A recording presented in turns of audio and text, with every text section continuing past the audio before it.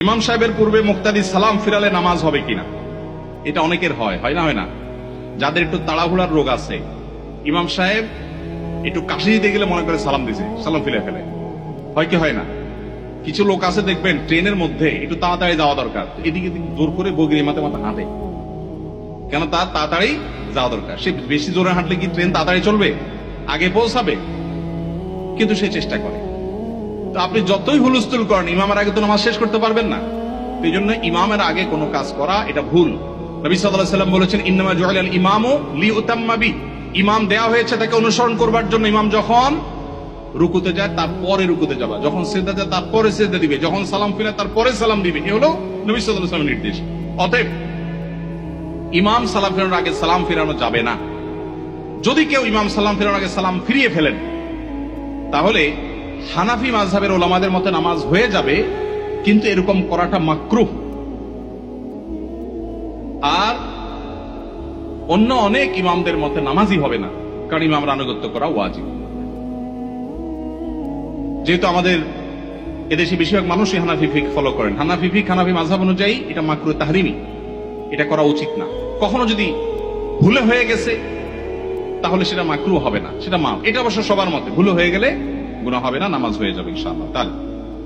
তাহলে হানাফি মাযহাব ওলামাদের মতে নামাজ হয়ে যাবে, কিন্তু কাজটা অনুচিত। আর যদি একান্ত অসতর্কতাবশত হয়ে যায় তাহলে সেটা মাফ, কোনো অসুবিধা নেই, নামাজ তো সর্বাবস্থায় হবে। রবিবারে বাঁশ কাটা অমঙ্গল, এই কথার কোনো ভিত্তি আছে কিনা? এটা কুসংস্কারের জন্য কথা ভাই। ছেলে মেয়ে পালিয়ে বিয়ে করলে তাদের বিয়েতে সাক্ষী হওয়া জায়েজ আছে কিনা? পালায় বিয়ে করবে কেন? পালায় এত মানুষ চুরি করে, অথবা চুরি করার পরে পালায় যায়, ঠিক না বেঠিক? হয় পালায় চুরি করে, আর নাহলে চুরির পরে ধরা পড়লে পালায় যায়। বিয়েকে ভালো কাজ না খারাপ কাজ? এই ভালো কাজটা পলায় কেন করবে? বাবা মাকে জানায় করতে হবে। কোন ছেলে মেয়ে এরকম পলাপলি করে বিবাহ করতে গেলে তাদের বিবাহের সাক্ষী না হয়ে পারলে ধরে বাপ মার কাছে নিয়ে আসবে, এনে বলবেন, চাচা এবার আপনি বিয়ের ব্যবস্থা করেন, আমি এবার সাক্ষী হই। আমি পলাপলের বিয়েতে সাক্ষী কেন হতে যাব? এটা বন্ধ হওয়া উচিত।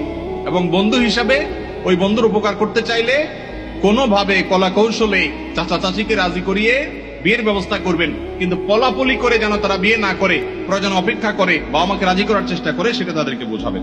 ওয়াকফকৃত না হলে মসজিদে জুমার নামাজ পড়া যাবে কিনা?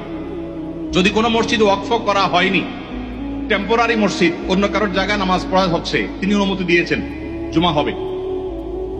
ওয়াকফ করা জুমা হওয়ার জন্য শর্ত না, মসজিদের মর্যাদা পাওয়ার জন্য ওয়াকফ করা শর্ত।